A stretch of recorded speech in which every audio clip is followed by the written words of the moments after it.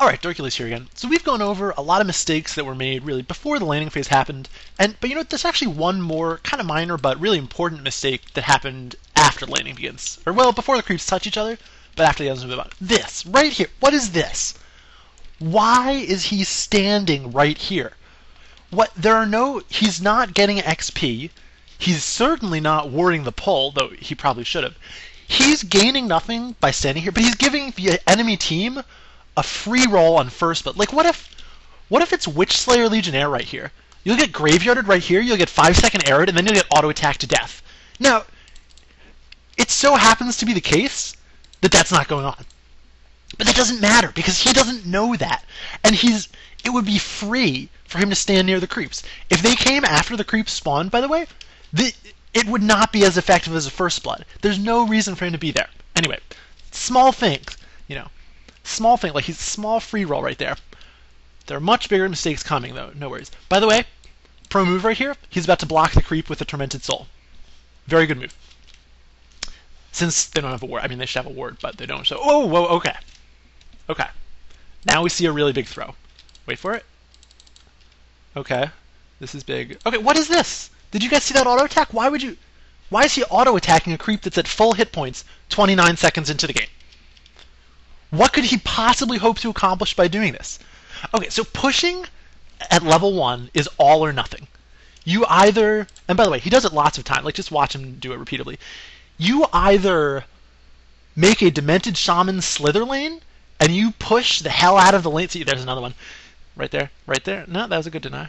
But there's another bad hit. You either make a Slither Demented Shaman lane, and you push the entire laning phase, and you get this tower like 3 minutes into the game, and then you get this tower 10 minutes into the game, or you do your absolute best to fight the lane right here. Because if you're fighting the lane right here, especially against a solo, this is doubly important against a solo. Because you can only, if you don't crush the solo when there's a jungler, you're losing. Like, if that lane behaves passively, you're losing. But if you're fighting right here, in this area, how do you kill Valkyrie?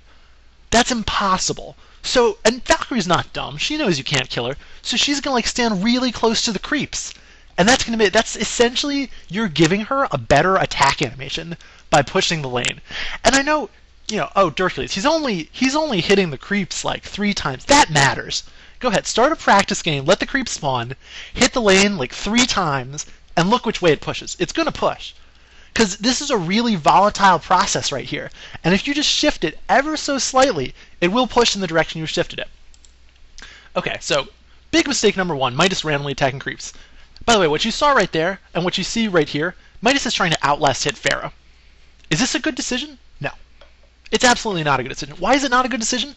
Because Pharaoh desperately needs items. He doesn't need a lot. He doesn't need 300 GPM. See, there's a stolen last hit. He doesn't need 300 GPM. He needs a little bit of survivability. Because if you don't have survivability as Pharaoh... Oh. Okay, I have to pause because Valk just did something stupid, and I need to finish explaining why Midas needs to stop trying to outlast hit Pharaoh. If you're Midas and you have no items, it's very easy to farm items. And it doesn't actually matter that you have no items. You can participate in a team fight with Midas just by casting all your spells once. And you can win the team fight for your team if you cast them correctly.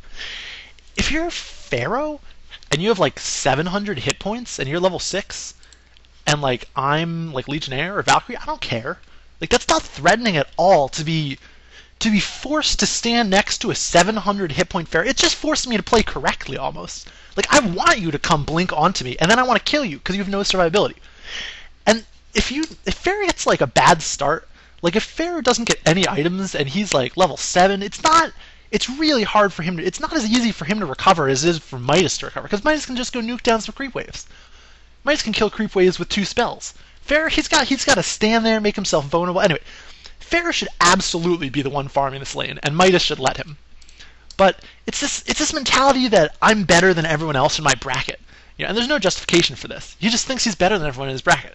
So he's going to try to outlast hit them no matter what hero he is. Anyway, the Valkyrie throw. Okay, so we're done talking about Midas's mistakes for now. He's made a lot. Now we're going to talk about Valkyrie's mistake. She just made a really big mistake. So you see what these creeps are doing? These creeps, they're disinterested in these creeps. Why? Because these creeps serve the Pharaoh. And if you'll watch, Valkyrie, she just threw an arrow at the Pharaoh, right? So these creeps are getting they're getting worried. They're going after Valkyrie. These creeps, by the way, these creeps have no reason to go after Pharaoh or Midas. They're more interested in these creeps. So what's going to happen to the lane as a whole is the lane's going to move towards Valkyrie. And it's going to move so close, towards the Legion Tower that the Legion Tower is going to start hitting the enemy creeps. Now, who is this good for? Is this good for Valkyrie? No, absolutely not. This is horrible for Valkyrie for two reasons. Number one, it's very hard to it's not trivial to outlast a tower. I'm not going to say it's very hard. This isn't League of Legends, but it's difficult to outlast a tower. And look what the creeps are doing now. They're walking up the lane because all the Hellborn creeps, they were taking massive damage from the tower. So they died before the Legion creeps. So now now look where Valkyrie has to stand to try to deny that. She has to stand back. If it was at her tower, she could have stayed close to it. Now, whoa, okay. Now this, ladies and gentlemen, I'm about to blow your mind. So what did Valkyrie just do? She just right-clicked Midas again. Okay, that aggroes the creeps. And let's watch this. Let's watch this again in slow motion because this is very complicated, but it's very important. And it's very interesting. Okay. Look at this. So she right-clicks Midas. Now, normally, what would happen here? Legion creeps stop attacking Hellborn creeps. Legion creeps get slightly ahead in life. Lane pushes even further up. Valk's an idiot. However, in this case, Valk is a genius. Do you know why? Do you see why? Because look at this. Look who the Hellborn creeps are attacking. They're attacking the Archer. The Archer has 300 hit points. Archers die a lot faster than soldiers if they're getting hit. He also does slightly more damage. He does 24 damage instead of 21. So, if this lane were to stay like this, the lane would push towards Valkyrie's tower. So that's, okay, cool trick we just learned. Really cool trick we just learned. Watch closely. If your creeps are in a formation, and this is some really high level shit right here. If your creeps are in this formation where the Archer is, wait for it to stabilize, the Archer is really close to the enemy creeps and close to you. What you can do is you can right-click an enemy hero, and the creeps, they'll move towards you, and then when the aggro wears off, once the aggro wears off here, they're going to start attacking that Archer, and that'll push the lane. It's beautiful. That is a beautiful trick. That, no one knows that trick. You should always abuse that. It's free lane control, it's free last hits at your tower, it's free XP, it's free ganks if you have a level 6 Fade. I don't know why I'm trying to explain why it's good to have the lane at your tower. It's just that 1600s don't seem to understand why it's good to have the lane at your tower. Anyway, I'm ranting. Let's go on. There's one more horrible mistake that I want to talk about in this video. Oh, and it's happening right now. Okay, so after that beautiful move by Valkyrie, and the beautiful move, remember, was getting her Archer to take damage. Getting her Archer to take damage, that's her goal. That's her goal. So Midas, watch Midas.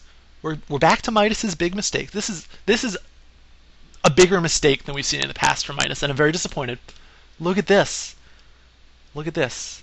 And by the way, for some reason, this is another mistake. I mean, the point of these videos are to point out mistakes. So, all right, Valkyrie, she leeches the creeps onto the Archer, but I'm going to go ahead and put out there, I don't think she understood that's what she was doing. I think this was an accidental good move, because then she hits him again, and she ruins it. Whenever you hit someone, you're changing which creeps are attacking which other creeps. So now the Archer's not getting attacked by Hellborn creeps anymore. So Valkyrie really screwed the pooch on that one. But what's this? Midas, for some reason, and I wish I could say I didn't understand why he was doing this, but I do, and I'll explain it to you.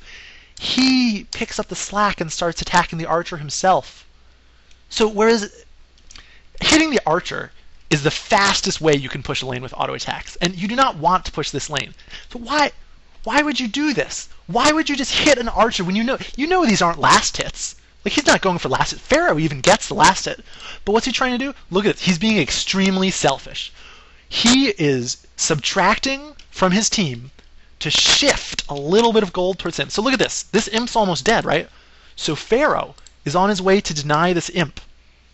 Okay? But Midas is going to time it so that the last hit on this Archer and the last hit of this imp have to kind of come at the same time. So he's not going to get the deny. Midas was hoping Pharaoh would be unselfish and hit and deny, but no, it didn't happen. This drives me crazy. I hate when support players attack the Archer for no reason. Anyway, that's all I have time for in this video. Please do not fuck up your lane as much as these people are fucking theirs up.